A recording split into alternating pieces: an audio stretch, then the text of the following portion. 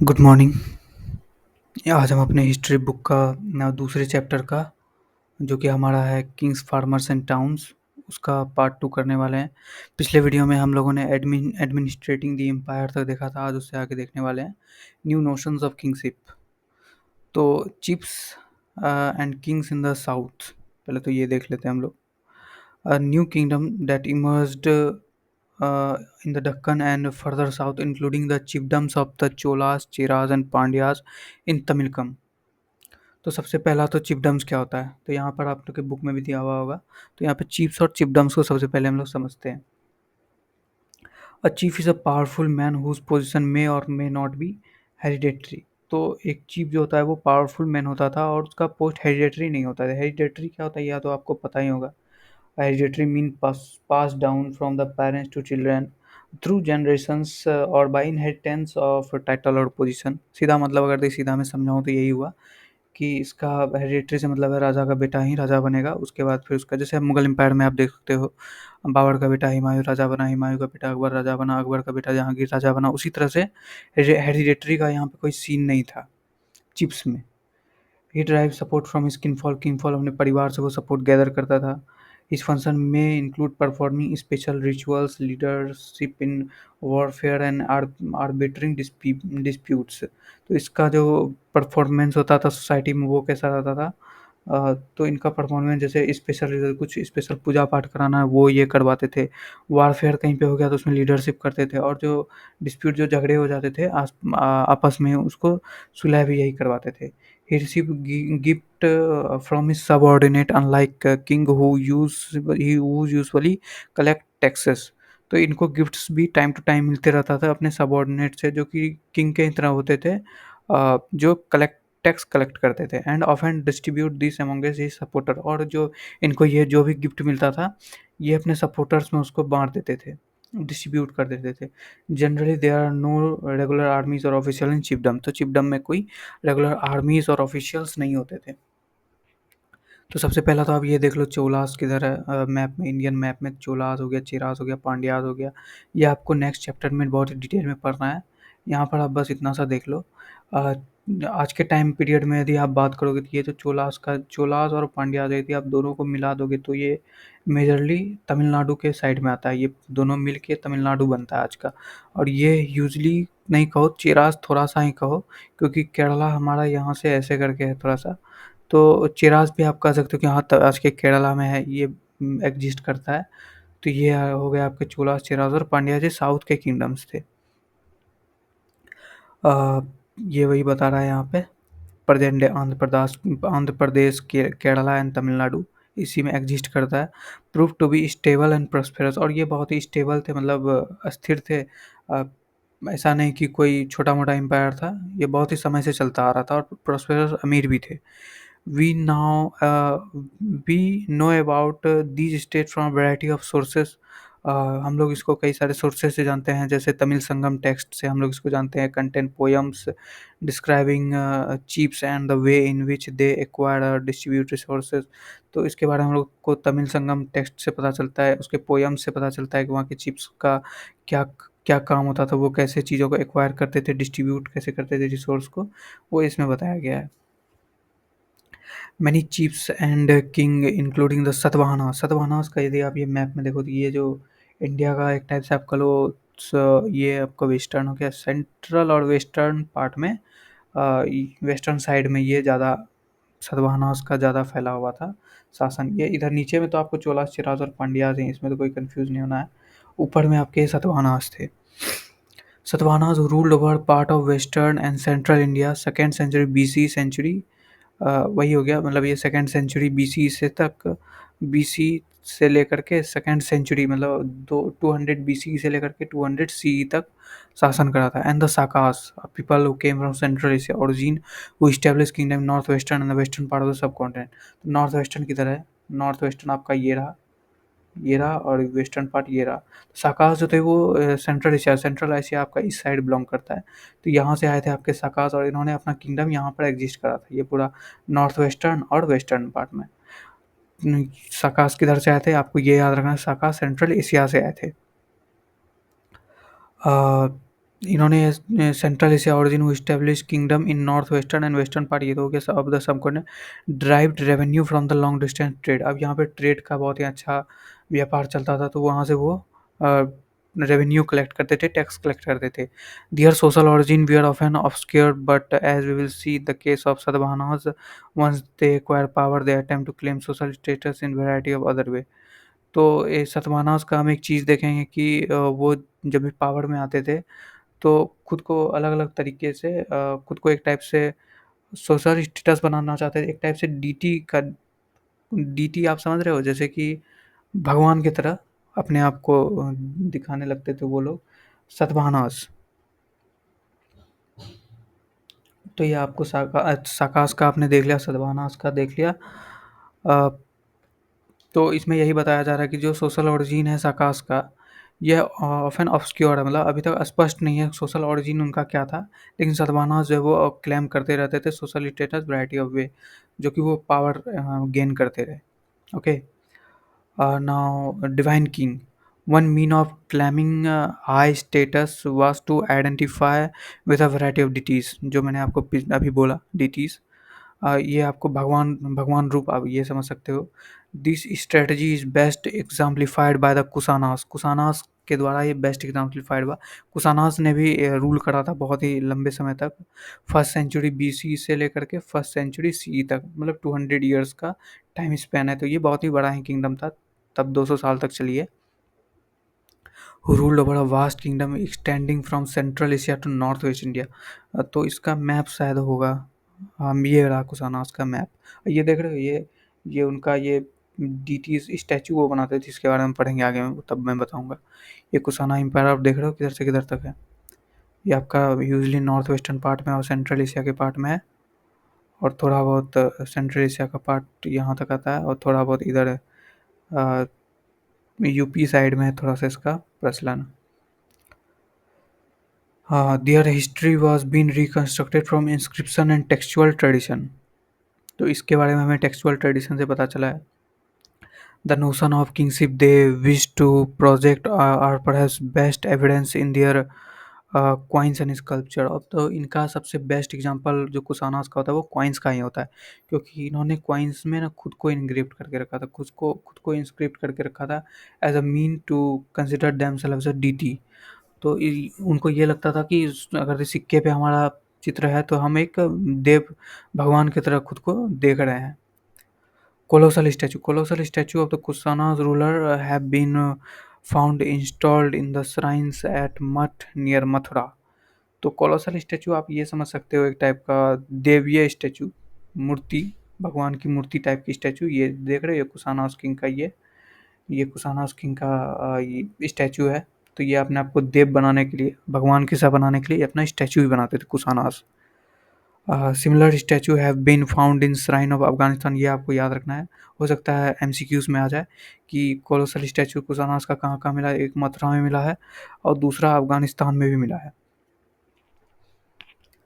Some historian feel this indicate that Kushana consider themselves god like. तो historians का मानना है कि कुशानास खुद को भगवान की तरह ही मानते थे। Many Kushana ruler also adopted the title like Devaputra और सन ऑफ गॉड। तो टाइटल नहीं होता है, तो टाइटल में बहुत सारे किंग ने अपना नाम क्या रखा था, देवपुत्रा रखा था टाइटल में, और उसका मतलब जो होता है वो सन ऑफ गॉड होता है। Possibly inspired by Chinese ruler who called themself son of heaven. तो ये हो सकता है इन्होंने ये चाइनीज रूलर को देख के किया होगा, क्योंकि चाइनीज रूलर भी खुद को सन ऑफ हेवन बताते थे, मतलब स्वर्ग का बेटा। तो ये भी पॉसिबल है। तो ये आप कुशाना किंग किसाना क्वाइन देख ही रहे हो, तो ये भी हो ही गया।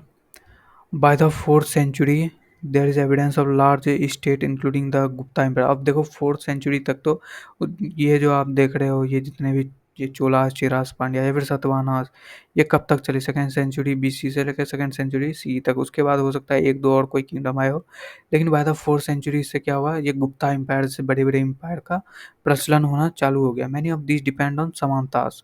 तो इस टाइम में किंग से ज़्यादा पावरफुल आप कह सकते हो समानतास पे डिपेंड रहते थे, किंग भी खुद।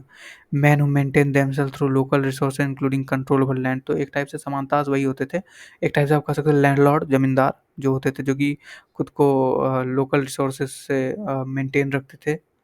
दे ऑफन homage and provide military support to ruler. अब चूंकि जमींदार बहुत ही बड़े बड़े होते थे, तो वो अपने साथ में एक पूरी आर्मी की यूनिट भी रखते थे, कोई के जो बड़े जमींदार होंगे, तो वो राजा को भी सपोर्ट करते थे। मिलिट्री हेल्प के भी राजा को करते थे।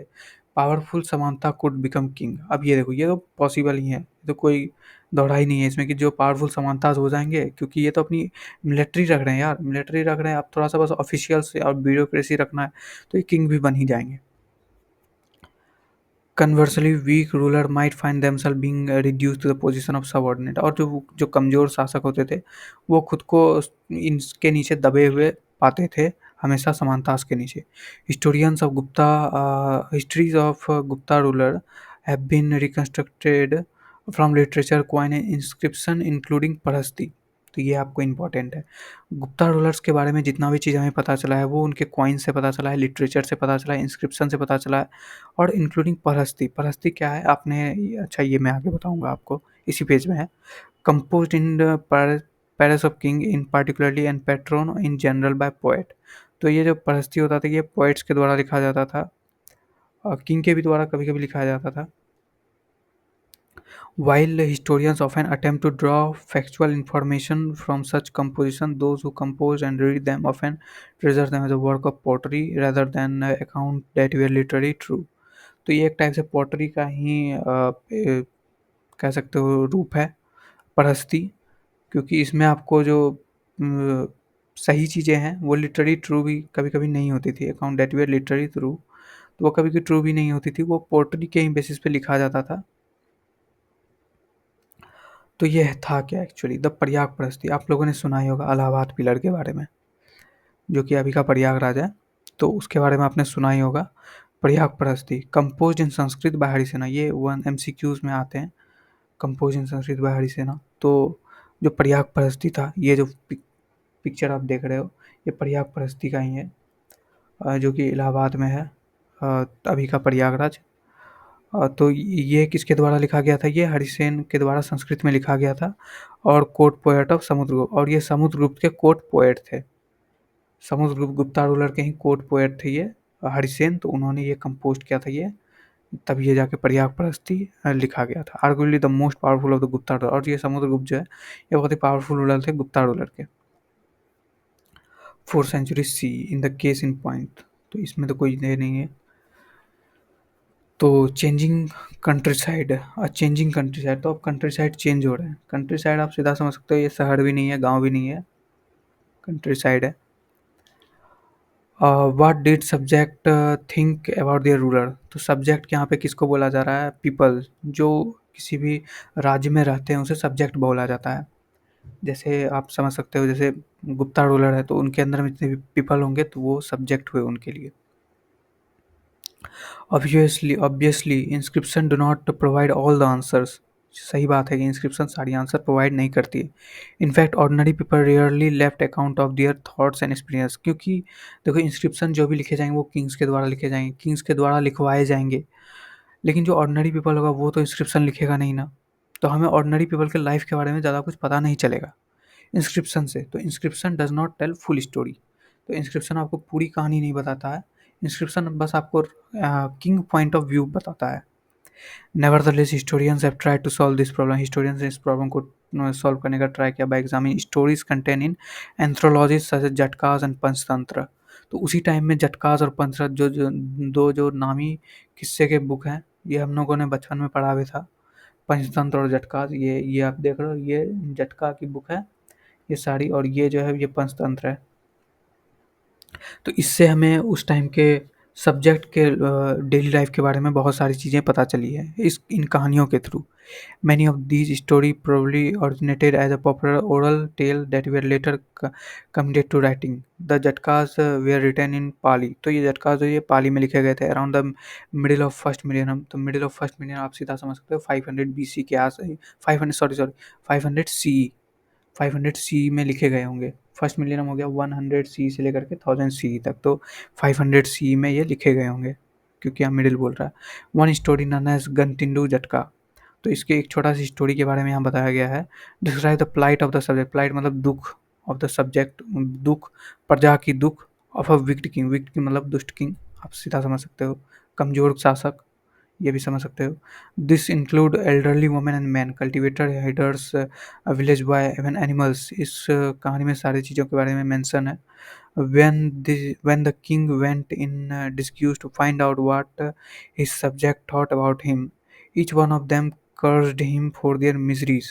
तो कभी कभी क्या होता है ना, किंग खुद से ही भेष बदल के अपने प्रजा के बीच में जाता है, ताकि मेरे बारे में प्रजा क्या सोचते हैं उसके बारे में पता लगाने के लिए। तो उस टाइम के राजा जो थे वो भी अपना भेष बदल कर प्रजा के बीच में गए, तो प्रजा के बीच में उन्हें सुनने के लिए मिला कि सारे प्रजा जो हैं उन्हें कर्ज कर रहे हैं, मतलब श्राप दे रहे हैं। और अपनी दुख के बारे में, फॉर देयर दुख, वो अपने दुखों को व्यक्त करके उसको श्राप दे रहा है राजा को कि हमारा जो ये आज जो भी हमारे साथ दुख हो रहा है, जो भी हमारा हालत है, जो भी खराब हालत है, ये किंग के वजह से है। Complaining that they were attacked by robber, अब वो कंप्लेन करते थे कि रॉबर्स के द्वारा हम लोग अटैक किए जाते थे रात में, and bye tax collector during the day. तो देखो यहाँ कितनी अच्छी बात कही गई। उसमें उसने कहा कि उसमें कहा गया है कि रॉबर्स के द्वारा हम लोग रात में अटैक किए जाते थे, और टैक्स कलेक्टर के द्वारा हम लोग दिन में अटैक किए जाते थे। अब कभी कभी हो सकता है फसल खराब हो गया, लेकिन टैक्स कलेक्टर तो टैक्स कलेक्ट करेगा ही। To escape from this situation people abandoned their village and went to live in forest. तो इस सिचुएशन से बचने के लिए क्या करते थे पीपल, एक स्ट्रेटजी यूज करते थे, जैसे कि या तो पीपल वो विलेज ही छोड़ देते थे, या तो फॉरेस्ट में रहने के लिए चले जाते थे। तो ये कुछ स्ट्रेटजीज थी पीपल के द्वारा, जो कि खराब किंग होते थे उसके प्रति। As this story indicate the relationship between the king and his subject, ये स्टोरी तो आपको देख ही रहे होगे, किंग और राजा और उसके प्रजा के बारे में जो रिलेशनशिप था उसके बारे में था।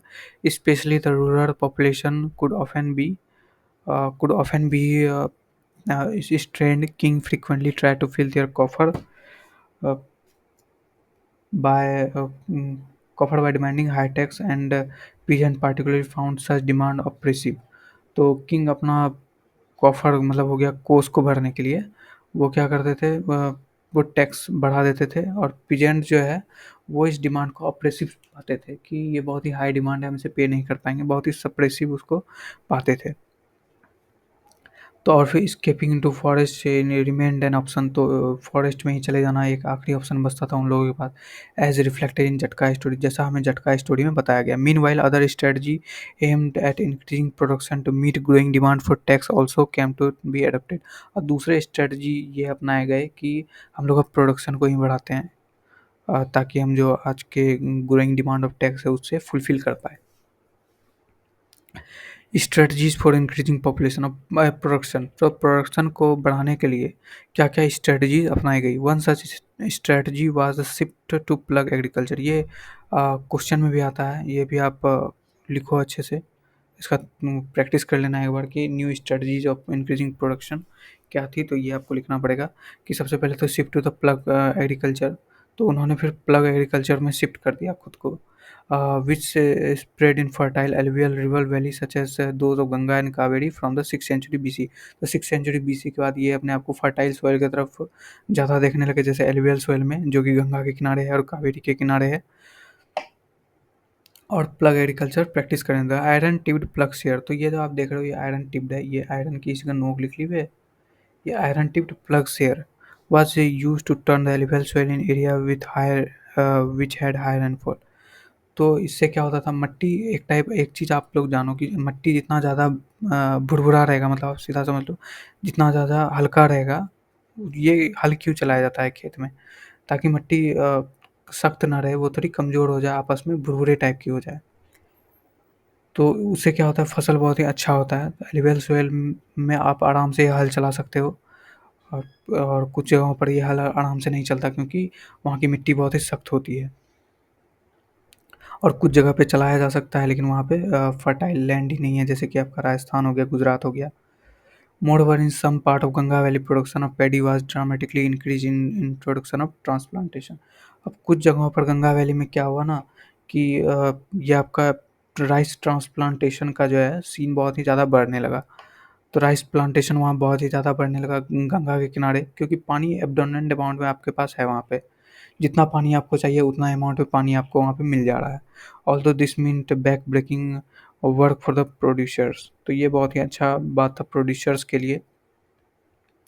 While the iron plugs here led to a growth in agricultural productivity, its use was restricted to a certain part of the subcontinent। तो इसका ये यूज है वो certain part of subcontinent, ये जो आयरन शेयर प्लग शेयर देख रहे हो आप, आयरन प्लग शेयर, तो ये कुछ ही पार्ट तक ये सस्टेन रहा, हर जगह नहीं काम में आ रहा था। जैसे कि आप पहाड़ी इलाका में चले जाओगे तो वहाँ पे आपको ये काम में नहीं आएगा। Areas where the semi-arid such as Punjab and Rajasthan did not adopt it till the 20th century, तो पंजाब और राजस्थान का तो मैंने आपको बताया है, वहाँ सेमी एरिड है, तो वहाँ पे तो कल्टिवेटेड एरिया वो है ही नहीं है। अब एक टाइप से अब यदि आप देखो उन्होंने अडॉप्ट भी किया तो वो 20th सेंचुरी में आकर के अडॉप्ट किया। एंड दोज लिविंग इन हिली tract of north eastern and central part of the subcontinent practice होई एग्रीकल्चर। होए क्या होता है, ये कुदाल आप समझते हो, ये होए होता है। तो जो हिल ट्रैक्ट पे रहते थे तो वो कुदाल से ही काम चलाया करते थे, क्योंकि वहाँ हल चलाना मुश्किल होता था। Which was much better situated to the terrain suited to the terrain, तो पहाड़ों के लिए ये सबसे बेहतर है। इनका यूज़ प्लेन्स पे भी किया जाता है, ना सिर्फ पहाड़ों पर, प्लेन्स पे भी इसका यूज़ देखने को मिलता है हमें। अनदर स्ट्रेटजी ट्रांसप्लांटेशन का, ये आप थोड़ा सा देख लो। Transplantation used for paddy cultivation, rice के कल्टीवेशन के लिए काम आता है। In areas where water is plentiful, मतलब वही होगा जहाँ पे आपको वाटर की कोई कमी नहीं है, आराम से वाटर मिल जाए, वहाँ पर ये प्लांटेशन होता है। Here seeds are first broadcast बन द, ये आपको सीधा ये समझ लो कि एक टाइप से ये जो आप देख रहे हो ना ये पिक्चर, तो यहाँ पे क्या होता है ना, ये पहले एक छोटे से टुकड़े पे लैंड पे इसको छीड़ दिया जाता है और एक साथ ही इसका आप समझ लो कि घास तैयार कर लिया जाता है। उसके बाद वहाँ से उखाड़ के फिर इसको प्लांट किया जाता है दूसरे जगह पर, थोड़े थोड़े दूर दूर पर। ये जब शुरू शुरू में छींटे जाते हैं फील्ड में, एक छोटे से प्लॉट के फील्ड में, ये बहुत ही आसपास रहते हैं। इसको बाद में फिर थोड़े थोड़े दूर दूर पे ट्रांसप्लांट किया जाता है। इसको इसको कुछ जगहों पर बिया भी बोला जाता है, बिया तैयार किया जा रहा है ऐसा भी बोला जाता है। अनदर स्ट्रेटजी जैसे कि यूज़ ऑफ इरिगेशन में क्या हुआ, वेल्स और टैंक्स का इंट्रोडक्शन हुआ, कैनाल्स का इंट्रोडक्शन हुआ, communication individual as well as individual organise the construction of irrigation work पर ज़्यादा ध्यान देने लगा। The latter usually powerful man including king often record such activity in inscription, और बाद में क्या हुआ, किंग इन्हीं सब चीज़ों को इंस्क्रिप्शन में भी रिकॉर्ड कर रहा था। तो हमें ये सब चीज़ों के बारे में भी जानने को मिलता है इंस्क्रिप्शन से। Difference in rural society. While this technology often led to increase in production, the benefit were very uneven. तो बेनिफिट अनइवन ही था, प्रोडक्शन बढ़ा लेकिन बेनिफिट अनइवन था। What is evident is the large growing difference among the people engaged in agriculture. Stories, especially within the Buddhist tradition, refer to landless agriculture, where small peasant and as well as large landholders। तो Buddhist tradition में आपको जो कहानियाँ देखने के लिए मिलेंगी उसमें आपको स्मॉल पीजेंट्स के बारे में देखने को मिलेंगी, एग्रीकल्चर लैंडलेस लेबर और लार्ज लैंड होल्डर्स के बारे में आपको देखने के लिए मिलेगी। The term grihapati was often use in Pali text to designate second and third category. तो सेकंड एंड थर्ड कैटेगरी क्या है, small peasants and large land holder के लिए जो गृहपति टर्म था ये यूज किया जाता था बुद्धिस्ट टेक्स्ट में। The large land holder as well as a village headman emerge as a powerful figure, ये बहुत ही पावरफुल फिगर होते थे लार्ज लैंड होल्डर्स और विलेज हेडमैन, जो विलेज के हेडमैन होंगे। And often exercise control over the cultivator, तो कल्टिवेटर पे भी अपना कंट्रोल एक्सरसाइज करते थे, हो सकता है वो लीज पे देते हो या फिर बटाई पे देते हो। Early Tamil literature also mention different category of people living in village. तो तमिल ट्रेडिशन में आपको और भी चीज़ जानने को मिलेगा, जिसे कि हम संगमा टेक्स्ट भी कहते हैं विलेजर्स के बारे में। लार्ज लैंड होल्डर को तमिल में वेलालर्स कहा जाता था, और प्लग मैन को उजावर कहा जाता था, एंड स्लेव्स को आदमी आदिमई। तो ये आपको याद रखना, हो सकता है एमसीक्यू में है। इट इज़ लाइकली, गृहपति तो आपको मैंने बता ही दिया ना। गृहपति was the owner and master of the head of the household exercise control over the women children slave. तो गृहपति आप सीधा समझ लो head of the home, head of the house. Okay, he was also the owner of the resource, ये वही हो गया। आप चाहे एक टाइप से आप समझ लो घर के जो आज के टाइम के जो पेट्रियार्की सोसाइटी देख रहे हो जिसमें कि मर्द घर के हेड होते हैं, तो वही टर्म गृहपति उनके लिए यूज किया जाता था। It is likely that these differences were based on differences access of levered land and some of the new technology. In such situation, question of control over land must have been become crucial often discussed in legal text. तो इन सब जगहों से हमें ये पता चल रहा है, ये जो it is likely that this were based on different access to land. तो ये जो इसको बांटा गया है यहाँ पे agriculture landless labour small business, ये इनको लैंड के बेसिस पे बांटा गया है, कंट्रोल के बेसिस पे लैंड लेबर एंड टेक्निक्स के बेसिस पे बांटा गया, टेक्निक न्यू टेक्नोलॉजीज के बेसिस पे बांटा गया है। Land grant and new ruler right. From the early centuries of the Common Era, we find the grant of land made, many of which record in inscription. तो भूदान का भी एक प्रक्रिया चल रहा था, जैसे लैंड गिफ्ट करते हैं। Some of this inscription were on stone but most were on copper plate. तो अब देखो कोई दान कर रहा है तो वो तो अपने आप को अच्छा बनाने के लिए स्टोन पे थोड़ी लिखवाएगा, वो कॉपर प्लेट पे, इस टाइप के कॉपर प्लेट पे अपने आप को इनग्रेव करवाते थे कि हमने यहाँ पे ये लैंड इसको दान करा है। स्पेशली वो लोग प्रीस्ट को ही, पुजारी को ही दान करते थे। Which were probably given as a record of the transaction of those who receive the land. तो ये इसको यही किसने लैंड दिया, किसको मिला, तो इस यही सब चीज़ रिकॉर्ड करने के लिए इसमें लिखा जाता था। The record that have been survive are generally about the grant to religious institution और द ब्राह्मण। जो रिकॉर्ड अभी तक सर्वाइव हुए हैं उससे हमें यही पता चलते हैं कि जितने भी लैंड दिए गए थे ये रिलीजियस इंस्टीट्यूशन को दिए गए थे या फिर ब्राह्मण्स को दिए गए थे। Most inscription were in Sanskrit, ज़्यादातर इंस्क्रिप्शन संस्कृत में। In some case especially from the 7th century onward part of inscription was in Sanskrit. तो 7th सेंचुरी के बाद जो है जितने भी इंस्क्रिप्शन थे वो सारे संस्कृत में देखने के लिए मिलते हैं। उससे पहले क्या होते थे, तमिल और तेलुगु में देखने के लिए मिलते थे। तो एक इंस्क्रिप्शन है जैसे कि प्रभावती गुप्ता का एग्जांपल लिया गया है, जो कि डॉटर है one of the most important ruler in the early Indian history, Chandragupta two. तो चंद्रगुप्ता टू का जो गुप्ता रूलर है उसका कोई चंद्रगुप्त टू है। तो उनकी उसकी बेटी जो Prabhavati Gupta, she was married to the another ruling family of the Vakataka. Vakataka यहाँ पे आप देख लो, ये आप कह सकते हो सेंट्रल इंडिया का पार्ट है, या फिर साउथ इंडिया ही कहो इसको। आज का आप क्या कहोगे, कर्नाटका का साइड है ये लगभग, कर्नाटका या फिर तेलंगाना दोनों मिला के है। तो वहाँ के राजा से उसकी शादी होगी। तो इसमें यही बताया गया कि प्रभावती गुप्ता ने जो है, प्रभावती ने आगे चलकर कुछ लैंड को दान किया है, उसका अभी तक हमें इंस्क्रिप्शन मिला है। लेकिन जो according to Sanskrit legal text women we are not suppose to have independent access to resource such as land.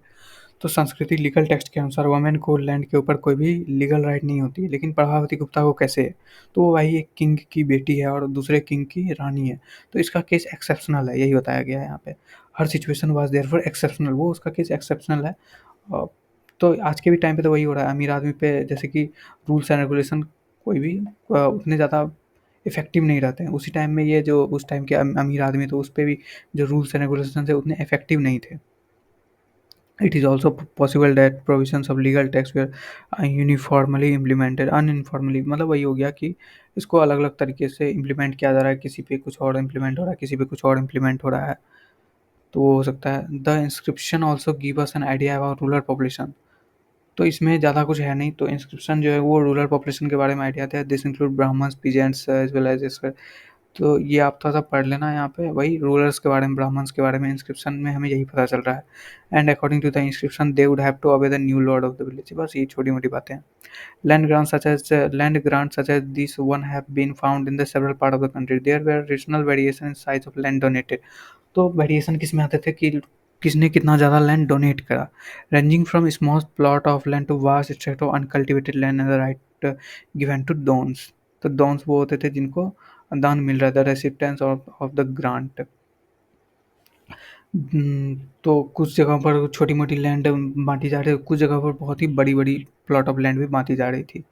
The impact of land grant is subject of heated debate among historians. Some feel that land grant were part of strategy adopting by rural to extend agriculture to the new area. तो कुछ का मानना है, कुछ historians का मानना है, land grant इसलिए किए जाते थे ताकि एग्रीकल्चर एक्सपेंड कर पाए और हम ज़्यादा से ज़्यादा टैक्स कलेक्ट कर पाए। Other suggest that land grant were in indicative of weakening political power as a king were losing control over समानता। तो अदर का मानना क्या है, दूसरे हिस्टोरियंस का, कि लैंड इसलिए ग्रांट करते थे किंग ताकि वो अपना पॉलिटिकल पावर को स्टेबल रख पाए। अगर पॉलिटिकल पावर वीक हो रहा है तो उसको स्टेबल रखने के लिए लैंड ग्रांट करते थे। क्योंकि कुछ टाइम क्या होते थे ना, समानताज उनके पावर को, आपने पिछले यहाँ पे पीछे में देखा ही होगा कि समानताज जो है कुछ टाइम किंग भी बन जाते थे।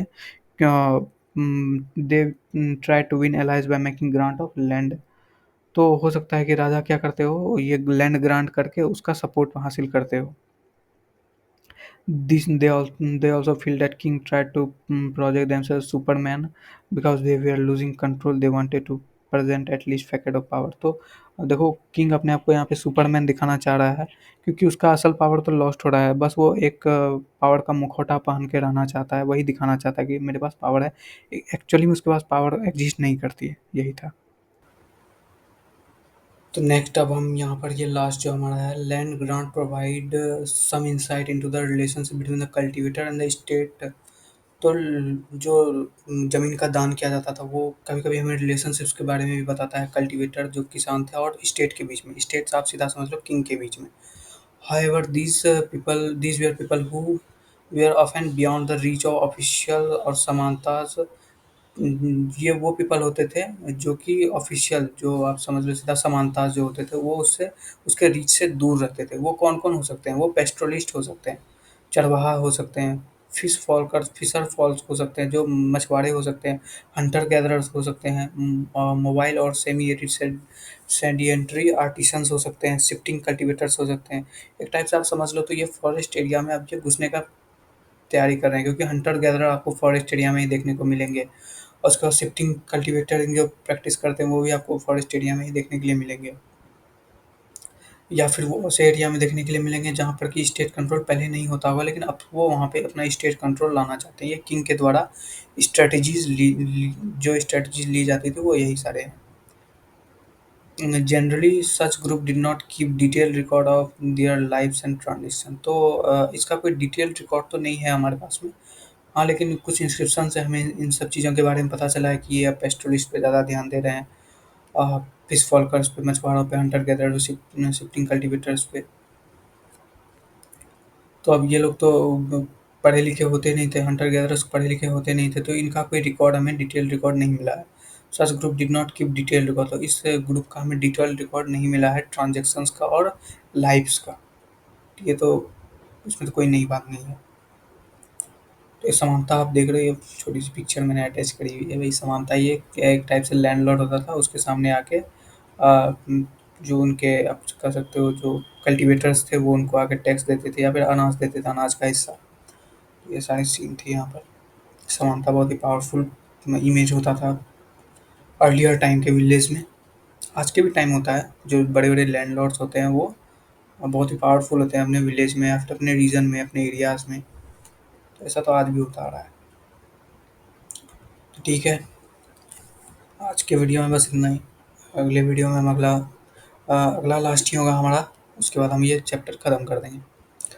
तो तब तक के लिए थैंक यू, टेक केयर।